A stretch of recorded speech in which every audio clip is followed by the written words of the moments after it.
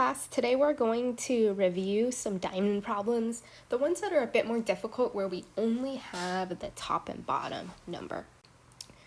Figure out what two numbers multiplies to the top and adds to the bottom. Use the T to figure out factors of the top number. Be sure to check your positive and negative signs. So we're going to start with number 1. Maybe we'll just do a few together because you really need to put in the time to practice and figure it out yourself to get better at these. So let's look at number 1. Remember that the top number is always the product. And the number on the bottom is always a sum. So I'm going to start by figuring out what factors multiply together to give me negative 10. So I'm going to start with 1. 1 times 10. One of these will need to be negative. Maybe I can try negative 1 and 10. But if I add these together, I'm going to get 9, so that doesn't work because I want it to add up to 3. I could do 1 and negative 10. But if I add that together, I'll get negative 9. I could do 2 and 5, 2 and negative 5, but that'll add up to negative 3. I could do negative 2 and positive 5. That'll give me positive 3. So I wanted it to add up to 3. So which of these added up to 3? This one did. So that tells me what's going to go on the left and right is negative 2 and 5. And I can again always check it and multiply. Negative 2 times 5.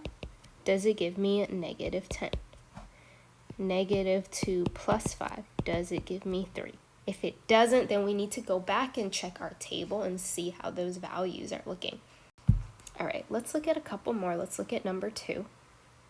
And I see on the top we have 16. And on the bottom, we have negative 8. So the number on the top is always the product. So I want to start by looking at that number and thinking about what numbers are going to multiply to 16. And I want to remember a couple other things here. That a negative times a negative is equal to a positive, but also a positive times a positive is also equal to positive. So when I list numbers that multiply to 16, they can either both be positive or both be negative.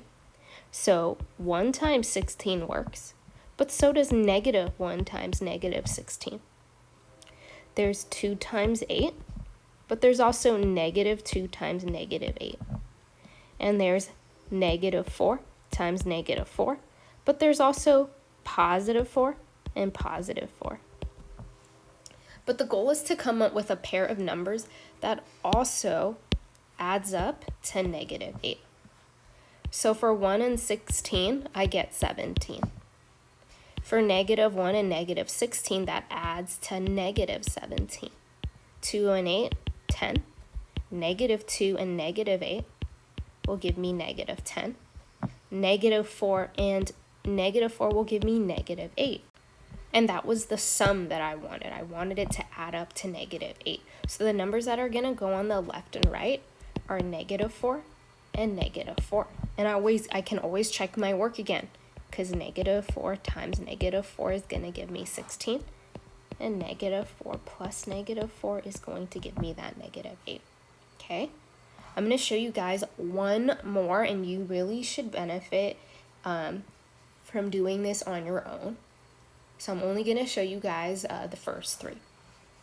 So again, the top number is the product. The number on the bottom is the sum. I'm going to make a table to figure out what numbers might go in the remaining 2 boxes. So I'm thinking about negative 9. Well, it is a negative number, and I know a negative times a positive is equal to a negative, but also a positive times a negative is also equal to a negative number. So then when I write my factors, it needs to fit this.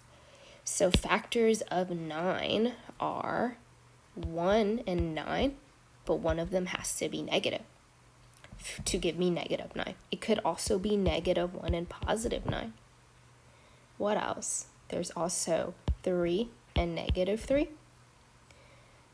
-3 and 3. And I don't think there is anything else that's going to work. So those all multiply to -9, but it also needs to add up to 0. So let's start adding these and see what I get. So 1 and -9 will give me -8 when I add. -1 and 9 will give me +8. 3 and -0 will give me 0. -3 and 3 will also give me 0. So actually both of these work, but they're the same pair of numbers. 3 and -3 is the same as saying -3 and 3. So I just need to choose one of these pairs. I'm going to go ahead and put 3 and -3. So you're going to need to do some practice on your calculator to figure out what two numbers are going to give you that number on the top. And then test them and see which ones are going to add up to give you the number on the bottom, and that's going to give you the remaining numbers.